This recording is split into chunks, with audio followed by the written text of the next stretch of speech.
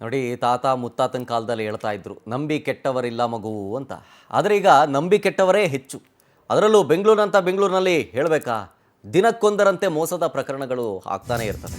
ಈಗ ನೋಡಿ, ಸೋಷಿಯಲ್ ಮೀಡಿಯಾದಲ್ಲಿ ಅಪರಿಚಿತರನ್ನ ಏನಾದರೂ ನಂಬಿಟ್ರೆ ಮುಗಿತು ಕತೆ. ಹಿಂಗೆ ಯಾರೋ ಒಬ್ಬ 786 ಅಂಕೆಯ ನೋಟು ನಾಣ್ಯ ಮಾರೋದಕ್ಕೋಗಿ ವಂಚಕರ ಬಲೆಗೆ ಬಿದ್ದಿರೋದು. ಬೆಂಗಳೂರಿನ ಸುಮಿತ್ರಾ ದೇವಿ ಅನ್ನೋರಿಗೆ ಸೈಬರ್ ವಂಚನೆ ಮಾಡಿರೋದು. ನಿಮಗೆ 80 ಲಕ್ಷ ವಿಮಾನದಲ್ಲಿ ಬಂದಿದ್ದಾಗಿ ವಂಚಕರು ನಂಬಿಸ್ತಾರೆ ಫಸ್ಟು. ಆಮೇಲೆ ಕಸ್ಟಮ್ಸ್ ಕ್ಲಿಯರ್ ಮಾಡಬೇಕು, 8,000 ಹಾಕಿ ಅಂತ ದುಡ್ಡನ್ನು ಟ್ರಾನ್ಸ್ಫರ್ ಮಾಡಿಸ್ಕೊಳ್ತಾರೆ. ಆಮೇಲೆ GST ಟ್ಯಾಕ್ಸು ಅಂಥೇಳಿ ಎಲ್ಲ ಸೇರಿ ಒಂದು 50,000 ರೂಪಾಯಿ ಬೇಡಿಕೆ ಇಡ್ತಾರೆ. ಆಮೇಲೆ ನಿಮಗೆ ಇನ್ನು ಉಳಿದಿರೋ ದುಡ್ಡು ಸೈನಿಕರ ಮೂಲಕ ಕಳಿಸ್ಕೊಡ್ತೀನಿ ಮೇಡಮ್ ಅಂತ ಅವ್ರು ನಂಬಿಸ್ತಾರೆ. ಆಮೇಲೆ ಸುಮಿತ್ರಾ ಅವರು ಇದ್ರ ಬಗ್ಗೆ ಏನೂ ರಿಯಾಕ್ಷನ್ ಮಾಡ್ದೇನೆ ಹಂಗೆ ಸುಮ್ಮನಾಗ್ಬಿಡ್ತಾರೆ. ಆಗ ಏರ್ಪೋರ್ಟ್ನ ಪೊಲೀಸರು ಅಂತ ಕೇಳಿ ಒಂದು ಕರೆ ಬರುತ್ತೆ.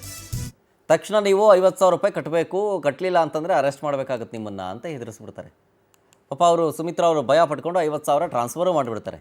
ಅದಾದ ಮೇಲೆ ಗೊತ್ತಾಗಿದೆ, ಸ್ವಲ್ಪ ಹೊತ್ತಾದಮೇಲೆ ತಾವು ಮೋಸ ಹೋಗಿದ್ದೀರಿ ಅಂತ.